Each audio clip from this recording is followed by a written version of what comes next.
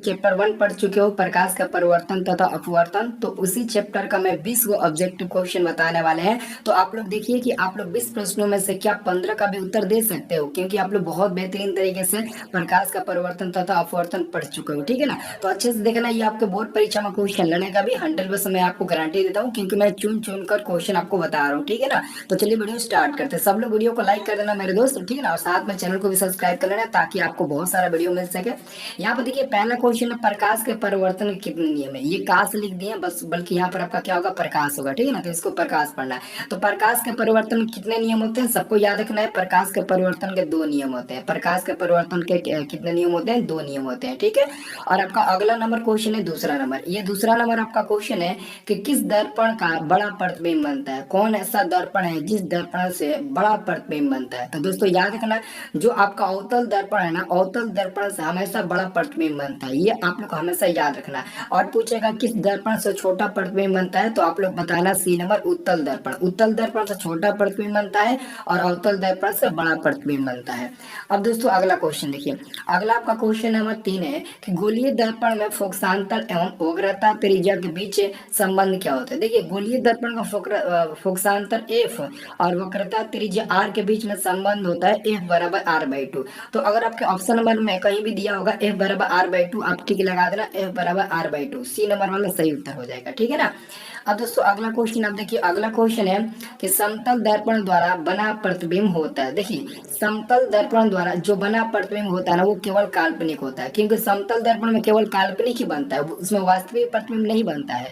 तो ये क्वेश्चन बहुत इंपॉर्टेंट है, इसे याद रख लेना, बी नंबर आपका आंसर मिल जाएगा।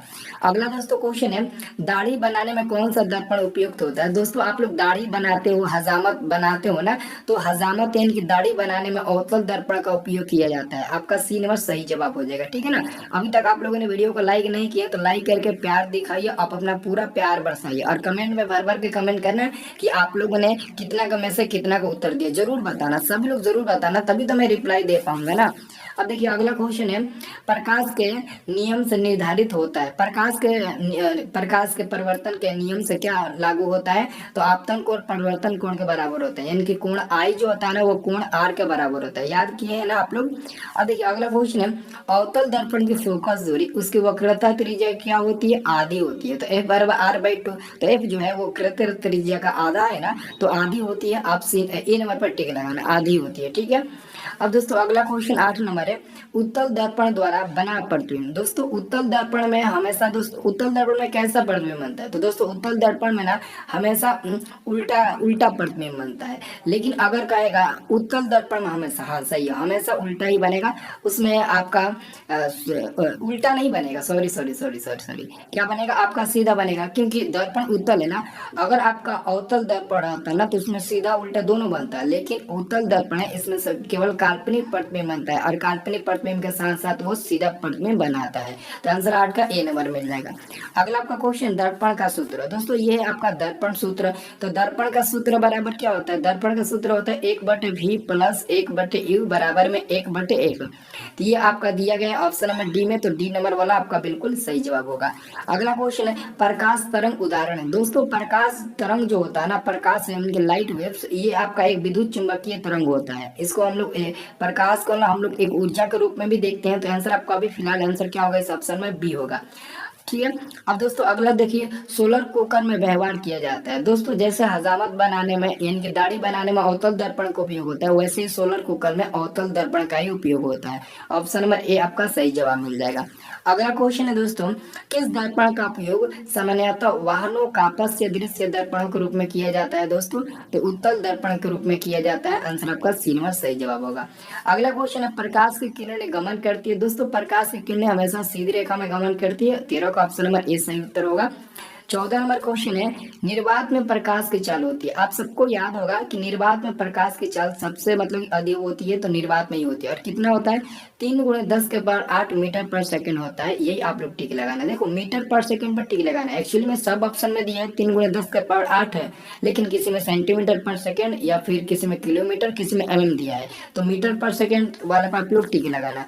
अगला क्वेश्चन है, निम्नलिखित में से कौन उत्तल दर्पण की फोकस दूरी उसकी वक्रता त्रिज्या 32 सेंटीमीटर, मतलब कि आपको बताना है फोकस दूरी क्या होगा, जबकि वक्रता त्रिज्या आपका दिया है कितना 32। तो ए बराबर r/2 होता है फॉर्मूला, ए बराबर r का मान रख देंगे 32 और बाटा में 2, तो 2 से 32 कट जाएगा 16 बार में, तो ए का मान मिल जाएगा 16। देखिए 16 प्लस में मिलेगा कि माइनस में मिलेगा ये डिसाइड आपको करना है, क्योंकि आपका दर्पण उत्तल है तो प्लस में होगा, लेकिन अगर दर्पण दर्पण अगर आपका अवतल रहता है ना तो आपका माइनस में 16 मिलता है, इसलिए प्लस में 16 मिलेगा, उत्तल दर्पण है। अगला क्वेश्चन आपका 16 नंबर है, निम्न में से किस दर्पण की फोकस दूरी धनात्मक होती है? तो धनात्मक फोकस दूरी किसका होगा? उत्तल दर्पण का होगा ना, अभी न्यूमेरिकल में आपको बता दिया। तो उत्तल दर्पण की फोकस दूरी धनात्मक होती है, बी नंबर सही उत्तर हो जाएगा। अभी दोस्तों हम लोगों ने देखा प्रकाश के अपवर्तन कितने नियम होते हैं, तो आप लोगों ने बताया 2। तो प्रकाश के दोस्तों अपवर्तन के कितने नियम होते हैं? तो प्रकाश के परिवर्तन के जब 2 नियम होते हैं तो प्रकाश के अपवर्तन के भी 2 ही नियम होंगे। तो आंसर आपका मिल जाएगा 17 का ऑप्शन नंबर बी। अगला आपका क्वेश्चन है, प्रकाश की चाल सबसे अधिक होती है। दोस्तों प्रकाश की चाल सबसे अधिक निर्वात में होती है, जिसको शून्य बोला जाता है। तो कितना होता है? 3 × 10⁸ मीटर पर सेकेंड। और आपका अगला क्वेश्चन है, लेंस की क्षमता P बराबर होती है। देखिए लेंस की क्षमता P बराबर दोस्तों लेंस की फोकस दूरी के व्युत्क्रम होता है, यानी कि P बराबर 1/f होता है। तो डी नंबर वाला सही उत्तर होगा 1/f होता है। और आपका लास्ट क्वेश्चन है 20 नंबर के, लेंस की क्षमता का एसआई मात्रक। दोस्तों लेंस की क्षमता का एसआई मात्रक डायोप्टर होता है। तो आंसर आपका 20 का मिल जाएगा डी नंबर। अब बस आप लोग एक ही चीज कमेंट कर दीजिए कि 20 में से आपने 15 पार किया कि नहीं, एकदम बढ़िया से, क्योंकि आप लोग चैप्टर 1 पढ़े हो बढ़िया से, झूठ मत बोलना दोस्तों, इतना टाइम है तो अभी तक आप लोगों ने तो पूरा पढ़ ही लिया होगा चैप्टर 1 प्रकाश का परिवर्तन तथा अपवर्तन। तो प्लीज जरूर हमें बताना।